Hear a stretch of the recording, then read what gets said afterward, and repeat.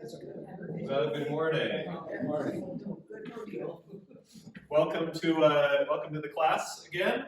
And today, as we look at history of the church, thinking about how God has been active and involved throughout history, we're gonna look at the time period from roughly the mid-800s to early 1000, leading up to post rise of Islam, taking us to the Great Schism, the break between the Roman Catholic Church and the Eastern Orthodox Church. So that's some of the area that we're going to cover today. Before we do a quick review, are there any questions from previous weeks? Things that you really want to hear more about that I could address next week, or things that, simple things like, what day was this, or whatever. Right. Not that I remember all of those dates. Well, I have a question. Sure. It's kind of a snarky one. Do the Catholics use, for their confirmation, Luther's catechism? They do not. There is a Catholic catechism. Yeah. Good. Well, by way of review, the church, one of the things we talked about last week is that the church grew pretty rapidly up to the time of Constantine in the 300s. And then post-Constantine, especially after the church became the official religion of the empire, the church really, really grew. Huge swaths of Europe and Asia were Christian, leading up to the 600s. And that prompted some challenges for the church. As the church was growing rapidly, it had to figure out how to get organized. And so that meant installing bishops over regions, and presbyters or pastors, and deacons to care for people throughout the church. And each of these had their own status within the church. It also meant that across this vast empire, they had to deal with heresies and church discipline and figuring out what it meant to be Christian. And so lots of controversies over hundreds of years about the nature of Christ. Who was he? Was he fully God and fully human, or mostly fully God and partially human? All of those debates, as well as debates around the Trinity. What does it mean to be saved? What does it mean to be a Christian? If you've rejected Christianity in the past, can you ever come back to the church and be in full standing? All of those things were debated, as I said, for hundreds of years. In the midst of all of that, there was still episodic persecution as the church was growing, up until Constantine the Great in the 300s. That kind of went away with him, but the church didn't become the official religion of the empire until 381, some 50 years after Constantine.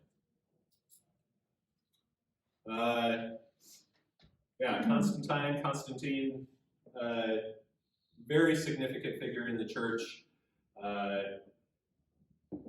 His relation to the church was one that he stopped the persecution, and he helped transform some practices within the Roman Empire, but he remained relatively pluralistic. Like, he was still, as the emperor, he was one who was still the chief, the high priest of the sun god. That was an official title that had been the emperor's for some time.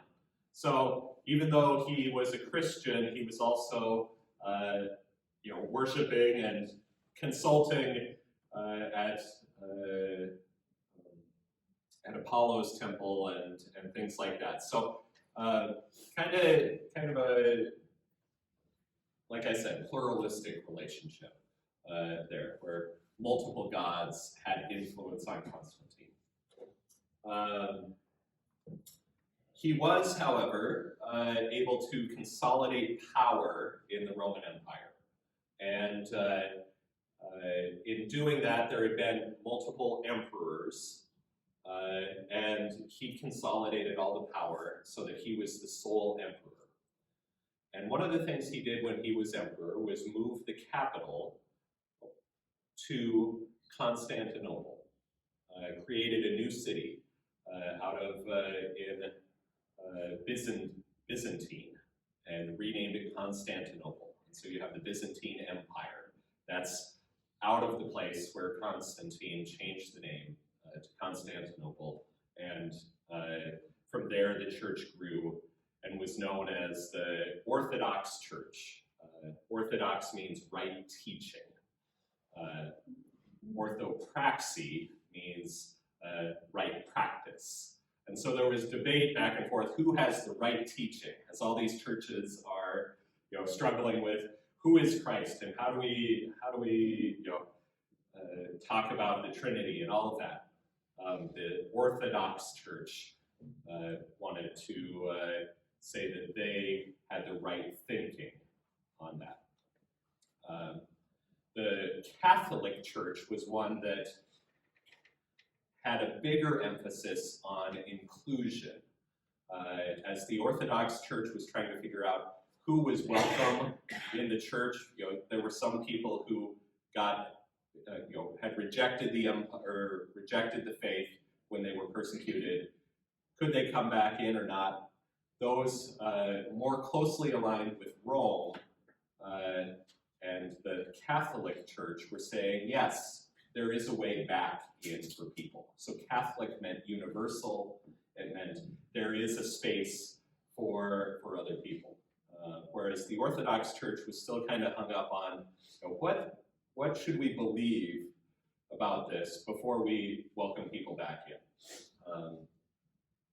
That's really glossing over the differences between the two at that time, but in general terms, those are some of the things. Constantine, as the emperor, didn't go as far as to declare the church the official religion, but as he moved the capital to Constantinople, there was a patriarch, bishop is another term for patriarch, in charge of the church there. And in Constantinople, Constantine, as the emperor, sought to have some element of control in the church. So this is the Eastern Orthodox Church, as we know it today, the foundations of that. And Constantine gave himself the title Bishop of External Affairs. So you guys, you pastors, you bishops, you worry about the church, and I'll worry about all the things that might impact the church. So he had, so there was a new relationship between government and religion, especially highlighted in Constantinople.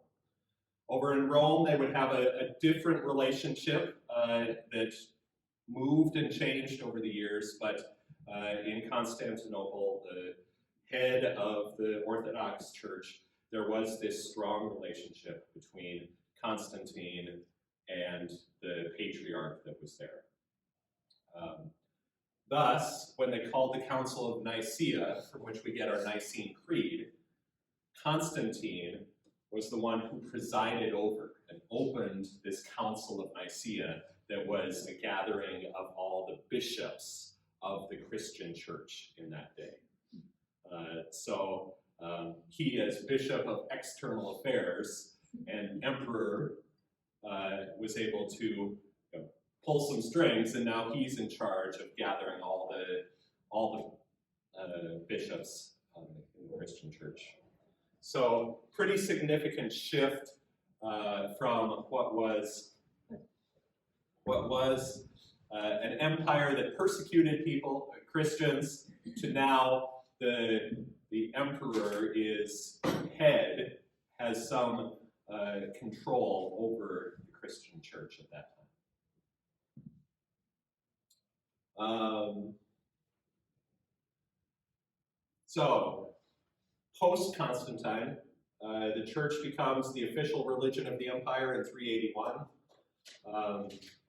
Baptismal rites and catechesis. Catechesis is the process that Christians would go through, about a year-long process to become a Christian, learning how to pray, learning how to study scripture, learning how to be in community with one another.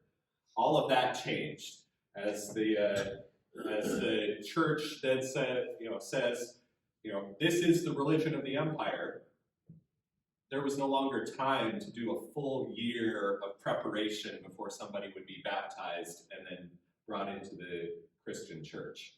Instead, it was, like I said last week, almost like drive-by baptism, and everybody in and out, and you're in the church now. And so that changed how people approached the church. It changed how serious people were about their faith. Everybody's a Christian now.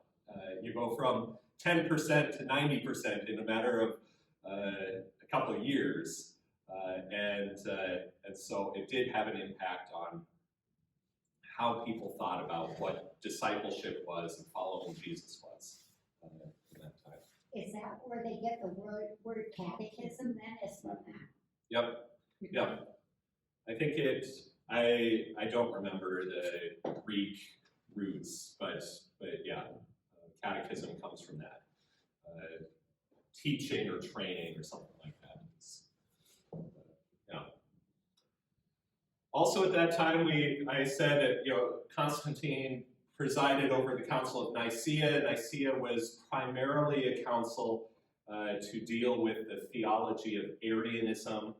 Arians said that Jesus wasn't really fully God, that instead God sent Jesus, God created Jesus. He was the first of creation, but he wasn't fully God. Explain that word Aryan. That was a man, and his name was Arius, and his followers were known as the Aryans. Yeah, and modern day, that heresy, it's not exactly the same. It's transformed a little bit, but you see the same thing in the Mormon faith of saying, well, Jesus, there's God, and then God created Jesus and the Holy Spirit and all of you, and then Jesus came to show us the way, how to live. And so this same controversy that exploded in that day is still alive and well in the United States today and around the world. After the Council of Nicaea, they condemned Arianism, and then within 20 years, it was the most popular thing, and most churches were actually Arian for the next 200 years.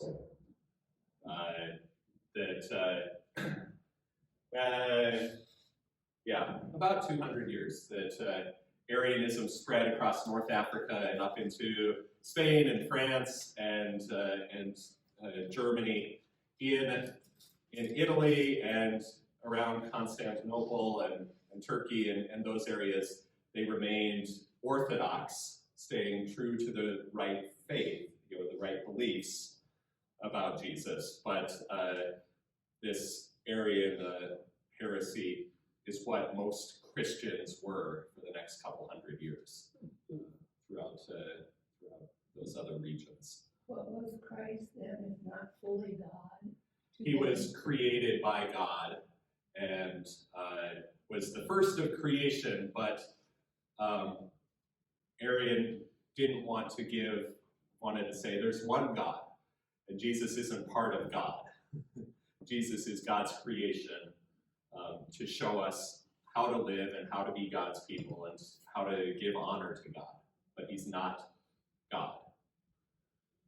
Now, the problem with that is that it makes Jesus into the heretic that the Pharisees accused him of. You know, nobody can forgive sins except God. And here's Jesus walking around forgiving sins. So, is he God or is he a heretic? You know, is he blaspheming God?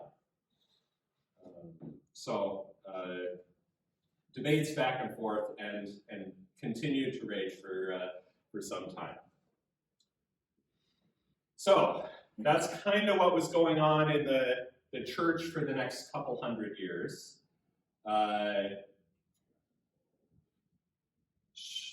Then post-Constantine, about 100 years after Constantine, Germanic tribes began to move. The Vandals, the Huns, the Goths, Ostrogoths, Visigoths, all these different Germanic tribes.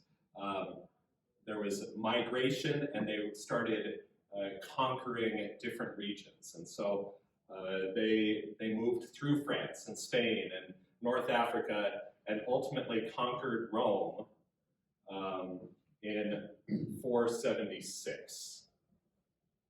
So the Emperor of Rome is deposed, like no more emperor in Rome. Now you remember, there were multiple, post-Constantine, 4 of his children all then became emperors. And so they divided the empire into 4 different sections. By this time, there were 2 emperors, one in Rome and one in Constantinople.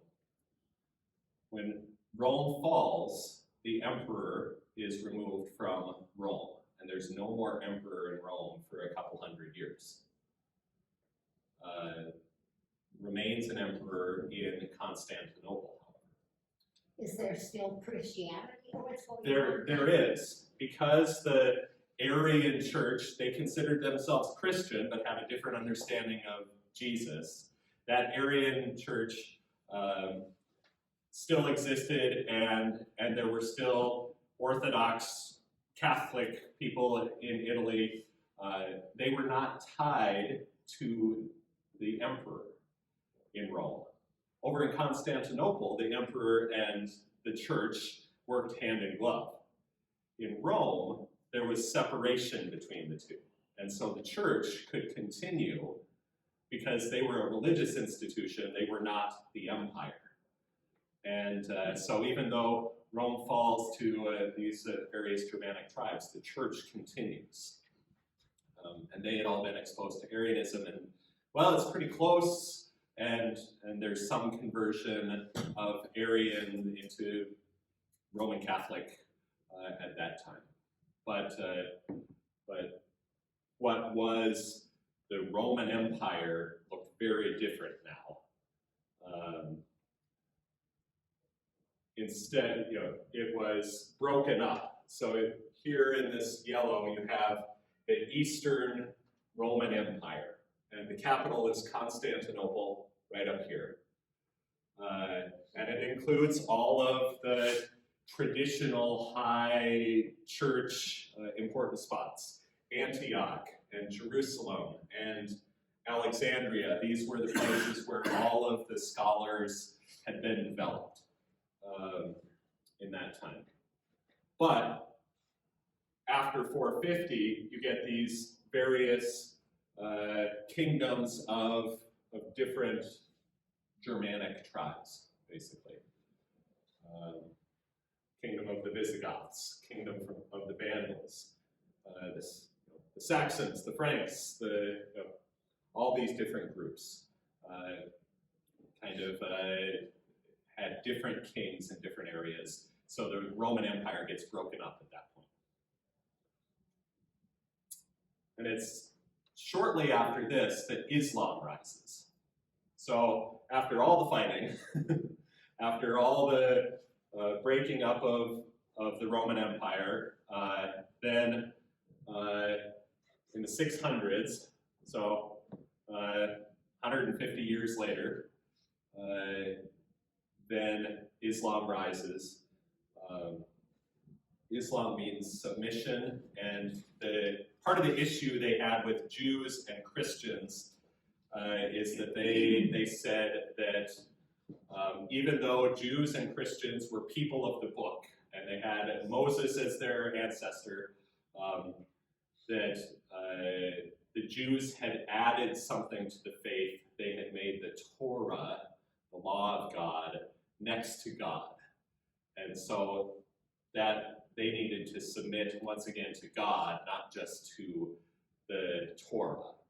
And Christians had added Jesus to God, and therefore they needed to submit once again to God and no longer have Jesus in the high place that Christians had him. So that submission came through force, oftentimes. And what we saw was that under Muhammad, he starts out in Mecca and Medina, and during his lifetime, they spread through that kind of dark purple area. After Muhammad, then the other leaders take over and they spread Islam even further. And the difference between Sunni and Shiite was one group was Muhammad's relatives, and the other group were his generals. And so who are you loyal to? The generals, or do you have to be a child of or a cousin of Muhammad to really lead the faith? And so that's a division in Islam that continues to this day. And you'll see that they moved across North Africa up into Spain, and they kind of stopped. And that's what we're going to pick up with today a little bit. A couple of things to think about with Islam. As they were expanding, there was also pressure from the Persian Empire on that Eastern Orthodox, the Byzantine Empire, such that Persia, from here, had conquered Jerusalem and pushed up into Turkey before Islam took control. So Persia had already conquered Jerusalem in the 620s, and had taken over much of Syria and Turkey at that point, and conquered Egypt as well. From there, Islam gets started, and Islam attacks Persia in 633. So a decade later, Persia has expanded out, they've taken over a huge chunk of area, and then the Islamic fighters conquer Persia and take over all of the land that that Persia had once owned. And so all of that happened after the death of Muhammad. Also important to notice, the Quran was assembled after Muhammad's death. Throughout his life, he had these visions and he spoke, and people wrote down what he spoke, the words that he said, and it wasn't until after he died that they assembled the Quran. And then later generations put together a system of laws and rules by which people should live by, and that's known as Sharia law. A system of government attached to the faith. And so from the very early, Islam was a theocracy, that government and faith need to go hand in hand, that the government needs to support the faith, and the faith needs to support the government. That you pay your tithe, your taxes, to support the government, who will then make sure that you live the right way. A little different than Christianity, that rose up as a religious group in the midst of empire. This was a merging of the two. And had correlations to what Constantine was trying to do up in Constantinople, as he wanted some control over the religion, as and named himself Bishop of External Affairs. All right. Throughout this time, Islam spread really quickly, as I said. So they conquered Jerusalem, Alexandria, and Antioch, those major Christian centers, in 633. And then they conquered Persia, and by, what was it? 712, they had spread all the way over to China. And so by 712, both India and Pakistan were Islamic states. During the 600s and the 700s, so at the same time that they're going over toward China, they're also expanding here. So in 643, Tripoli, which is right up here, was conquered by the Arabian Islamic fighters. And then Spain in 710, and they got all the way into France in 720, where they were defeated in 722 at the Battle of Tours. So expanding, expanding, expanding. The goal, the hope is to take over all of Europe, but the Frankish fighters in France stopped them in 722. Now that is important because it leads to the future of the church. How did we get from the Roman Empire and the Holy Catholic Church to the Holy Roman Empire and the Roman Catholic Church?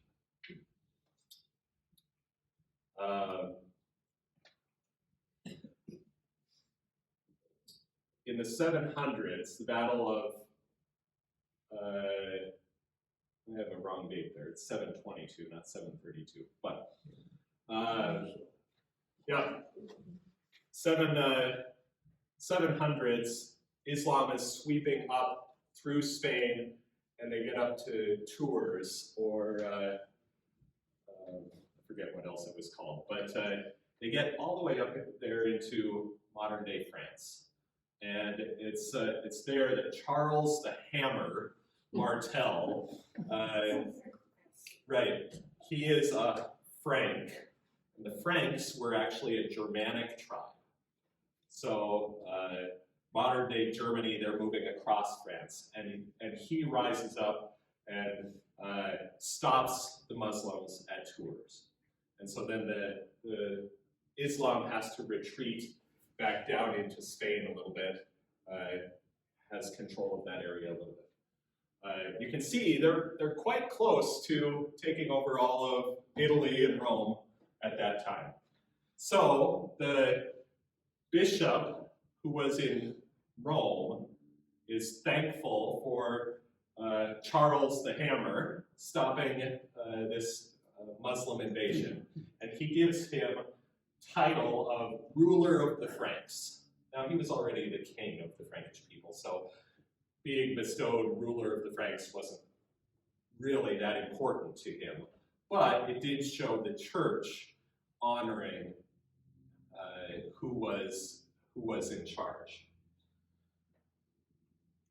So this is Charles the Hammer Martel, a painting of him.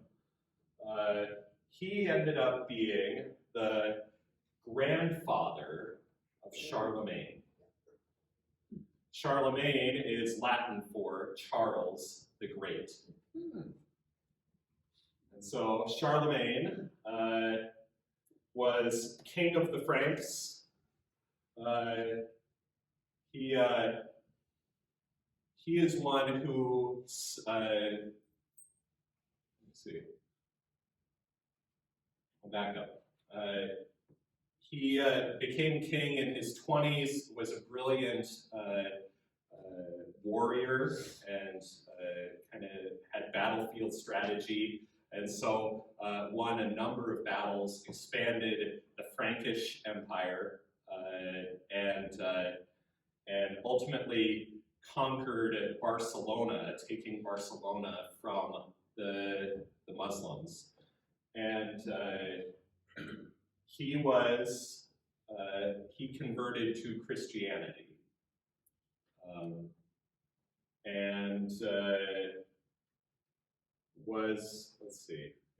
Conquered Barcelona, converted to Christianity, and then on Christmas Day of the year 800, the Roman bishop named him Emperor of the Holy Roman Empire. So, in Rome, there hadn't been a bishop since 450. There hadn't been an emperor in Rome since 450. There was an emperor over in Constantinople.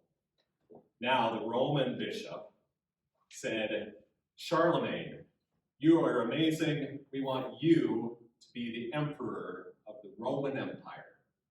So what did you think the emperor who was the Roman over in Constantinople thought about that? Was not real pleased.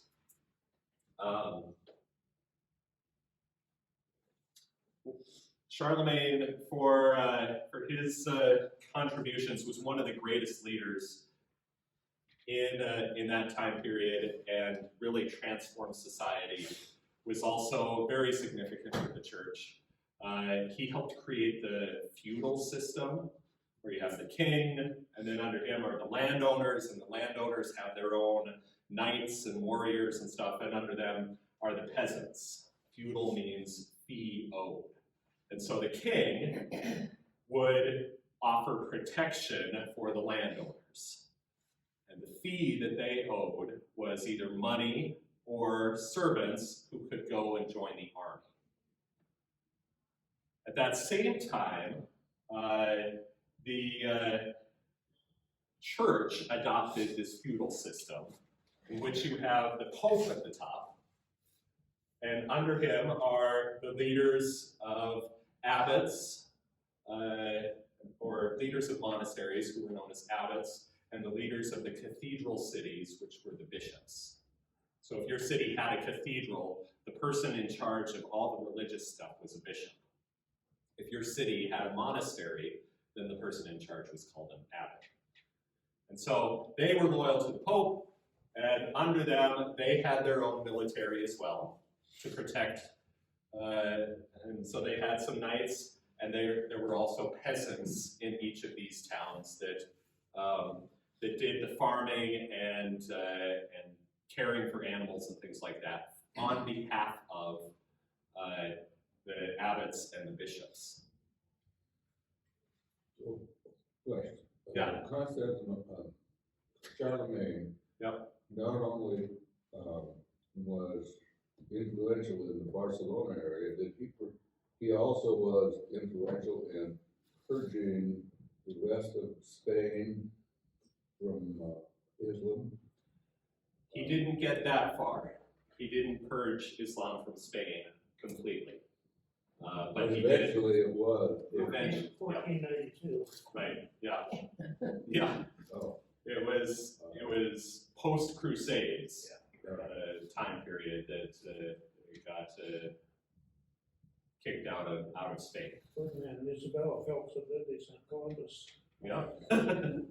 Yeah, that's right. That it was many years later. So Islam had a stronghold in Spain for quite a while.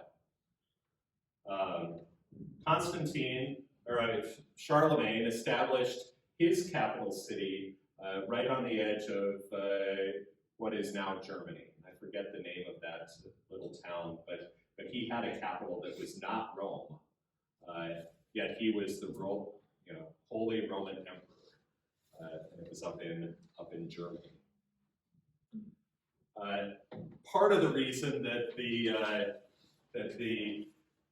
Bishop of Rome appointed Charlemagne as the emperor is that he needed support. He was a relatively new bishop.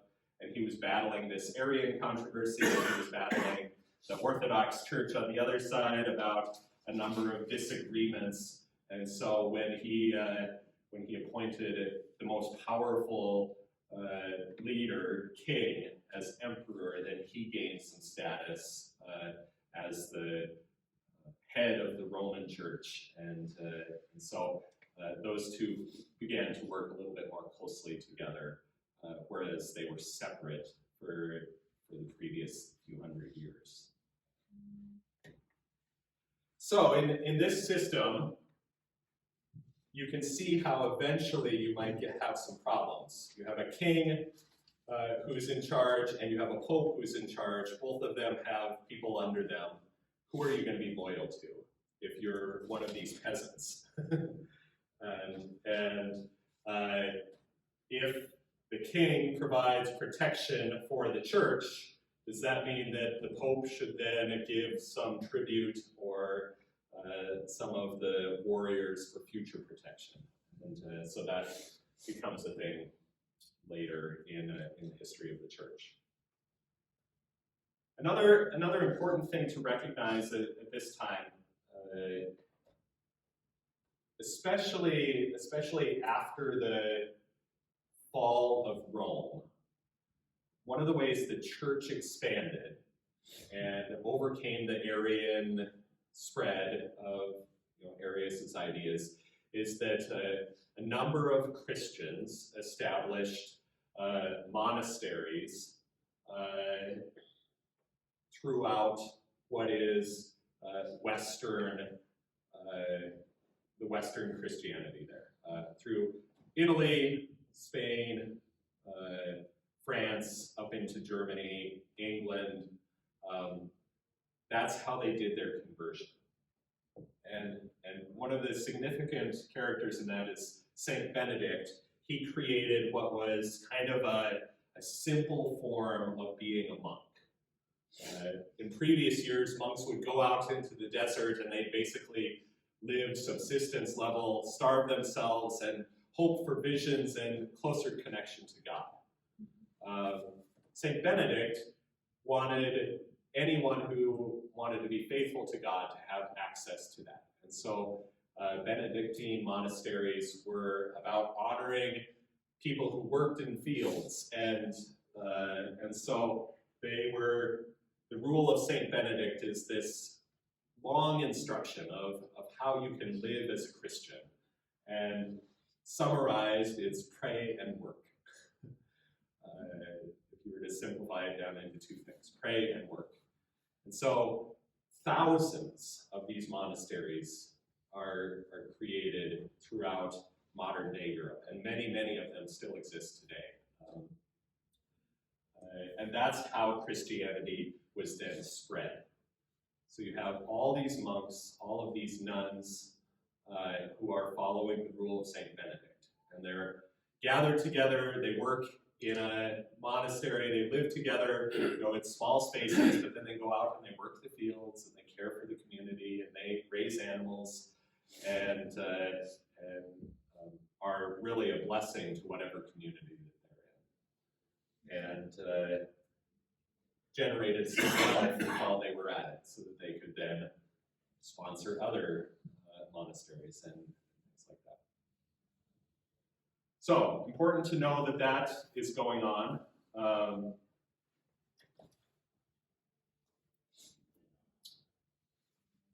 One other piece to recognize in this time period, this Eastern Roman Empire. The Muslims had pushed up, and so it's kind of cut off right through here now. And so this Eastern Orthodox Church really existed from here to here for a time period. But you have this whole white area that was non-Christian, that hadn't heard the gospel yet. And that's the Slavic people. And so the Eastern Orthodox Church from the Byzantine Empire, then as Islam is pressing in on them, they expand up into Ukraine, Russia, and the Slavic peoples. So, yeah. Pastor Ben, what's that long word underneath, like say we're through Turkey, we're Constantine's, what is that long word there? That says Eastern Roman Empire. Oh, okay.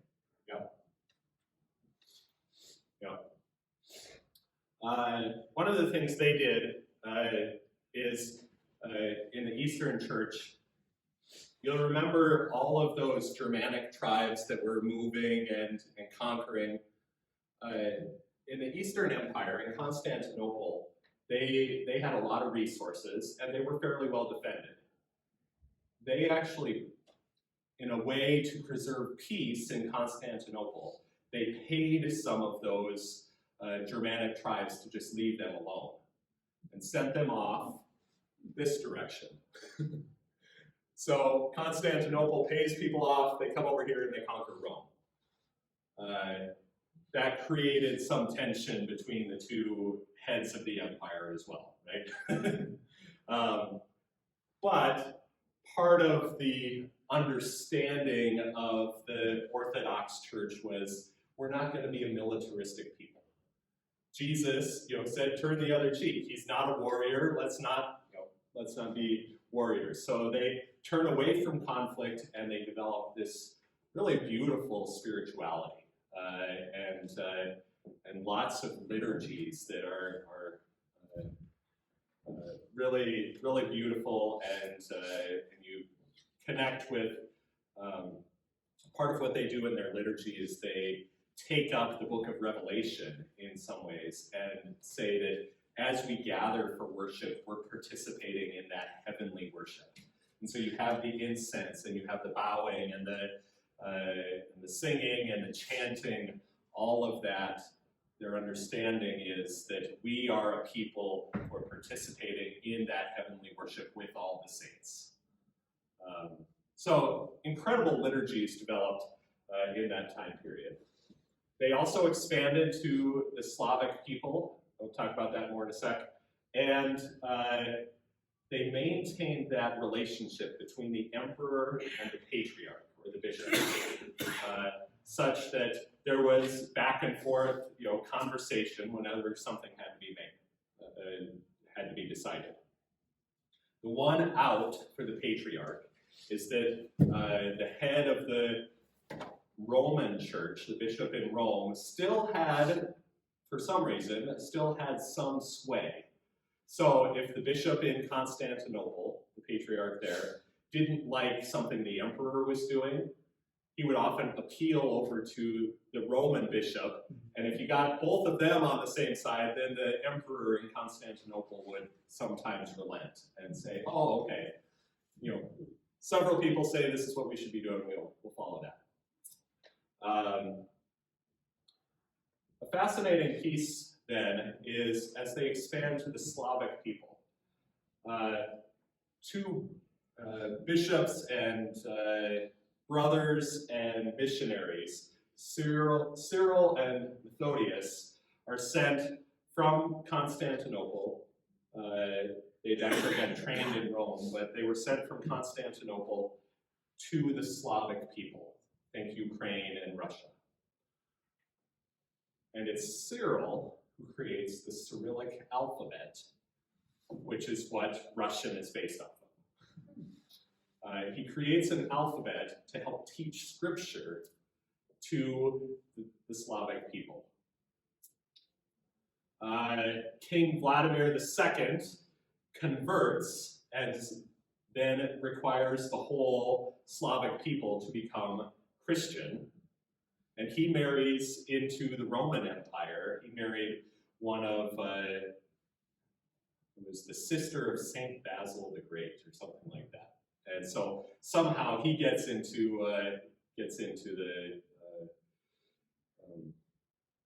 the head of the Roman Empire as well. Moscow becomes a religious center for this Slavic Eastern Orthodoxy. and such that in the 1400s, when the Muslims conquer Constantinople, Moscow declares itself the new Rome. So when Rome is destroyed in 400s, Constantinople says, we're the new Rome. Like, we're the head of all religion, we're the head of all these things. When Constantinople falls, Moscow then says, we are the new Rome. And how long did that last? Quite a while. Yeah. Because, when Constantinople is destroyed in the 1400s, that could have meant the end of all Eastern Orthodox faith. You lost your emperor, you lost your church, but instead they shifted all of those religious teachings to Moscow as the center. One of the more curious things for our day and age is that they maintained what was called the Caesaropapism, the Caesar connected with the Pope, the patriarch and the emperor working hand in hand.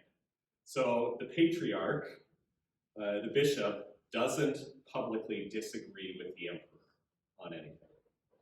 Now, if you think in Moscow today, we say, what is going on? Why isn't that Russian Orthodox Church standing up to Putin? It's because they've been doing this for 1,500 years. that whoever is in charge, whoever is the leader, is working together with the church, and you don't publicly disagree with them. And they've broken a few times over throughout history, but I think the long history of the church, part of us wonders, aren't they Christian? Why are they condoning this? And there is that long history there. Okay. Do you really think that's going on? I mean, do you really think that's still a fact? Mm-hmm. You do? Yep, I think that's part of the reason. That helps me for some reason. Yeah. I think it's more complicated. The Russian Orthodox Church, who gets placed as bishops, who gets placed as heads of the Russian Orthodox Church. Well, there's a longer history there, and rising up of people who are loyal to the empire and things like that. That's loyal to the Russian government, and you only gain status based on if the head of the government gives you authority to do so. So they're connected more deeply than any of us would like to realize. So, leading up to the Great Schism of 1054, the separation of the Roman Catholic Church and the Eastern Orthodox Church, we've seen this coming for quite some time. We had the administrative division first. Constantine creates, a second administrative body in Constantinople. And so, who's really in charge? Rome or Constantinople? Well, back and forth. You have ecclesiastical rivalry, so church rivalry. And there were four main centers where Christians were doing the theology, that they were training new leaders, that they were having all of these debates. And that's Rome, Constantinople, Antioch, and Alexandria. Maybe Jerusalem, but it wasn't as big and as powerful theologically in the church. After Islam conquers the Middle East, Antioch and Alexandria are no more. And so now you just have Rome and Constantinople going back and forth, debating all of the theological issues of the day. There were theological differences between Rome and Constantinople. Debates over iconoclasm, so can there be icons? Can they, the paintings, the murals that would be a part of worship. Interestingly, it was the Roman Empire and the Roman Church that said that's okay. You can have icons. And it was over in Constantinople that they were saying, no, we have to get rid of all the icons. And so they were destroying these beautiful pieces of art that were part of worship. That's flipped now. Icons are a very important part of Eastern Orthodox religion and their faith. And that happened finally at the Second Nicene Council in 781. That there was finally agreement with the Eastern Orthodox Church that icons should be allowed. But from 300s to 700s, it was actually about 500s to 700s. There's this debate about whether icons are or should be part of worship. And then, as I talked a little bit about last week, there was the Filioque controversy, and that was in the 400s in Spain. Well, the Nicene Creed was all about Arianism and who is Jesus, who is, what's the Trinity, how do we speak faithfully of this? 100 years after that, in Spain, they start adding the word and the Son, talking about the Holy Spirit. So we believe in the Holy Spirit who's been sent by the Father. And over in Spain, they started saying, and sent by the Son.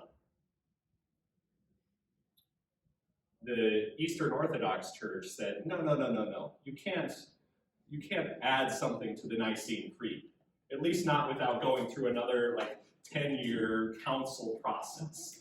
This is what we decided in the 300s. You can't change that.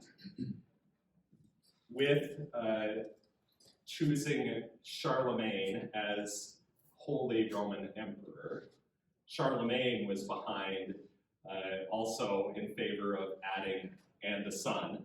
And the Roman Empire, the Roman Church said, yeah, we're going to go with adding this and the Son.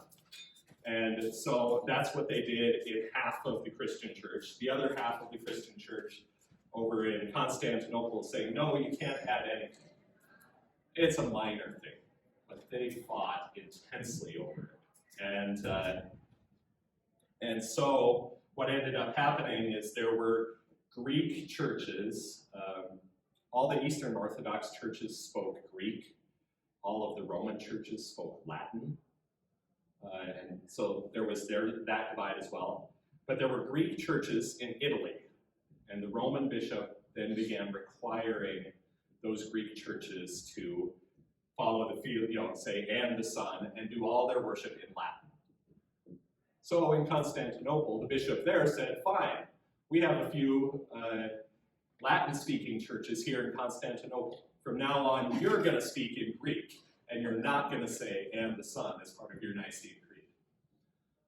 So what happens is the Roman bishop then sends, I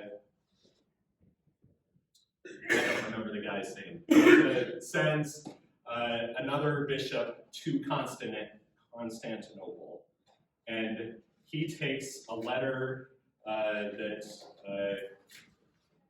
kicks anybody who follows the Constantinople bishop out of the church, and he slams that down on the altar in Hagia Sophia, the great church that's in Constantinople. So then they burn that rite of excommunication, that writ of excommunication. They burn that in Constantinople and then excommunicate. They say, we're excommunicating the Roman bishop. And so back and forth, and so July of 1054, you get the split of the church, and now they don't talk to each other and haven't since then. Other little things, the Roman Catholic Church used leavened bread, and the Eastern Orthodox Church said, no, it has to be all unleavened bread in communion. So, bread or wafers, that added the Son was part of it. Roman Catholic Church said all clergy should be celibate. In the Eastern Orthodox Church, it's just the bishops who have to be celibate. And so what happens in the Eastern Orthodox Church is that monks often go up to the status of bishop because monks are the ones who have been celibate. Whereas if you're just a pastor, you can keep serving and you can be married, but you can never be a bishop in the Eastern Orthodox Church. Roman Church said that all churches should be ruled by the Pope in Rome. Eastern Orthodox Church said, we have this emperor who has some say, and so we're going to listen to him, and the patriarch needs to be in relationship with that emperor. So the church was then divided in 1054, and you get part of Italy, Greece, Turkey, and Ukraine, Russia that become Eastern Orthodox, and the rest is Roman Catholic. So that's the split, and part of me is just astounded that God keeps up with us, keeps investing in us, even though we have debates over the littlest of things. Yeah, and yeah, unleavened bread or leavened bread. Yeah. That's a big controversy. What's amazing also is that so much of this conquering or whatever, it's by force, by war. Right. Like, Yeah, we're going to talk about that next week. And, it's sort of in the name of the church, but good grief. Yeah. So next week, we'll talk about the Crusades. No. So, Holy War, and how did the church ever pick that up? All right, thank you, everybody. Thank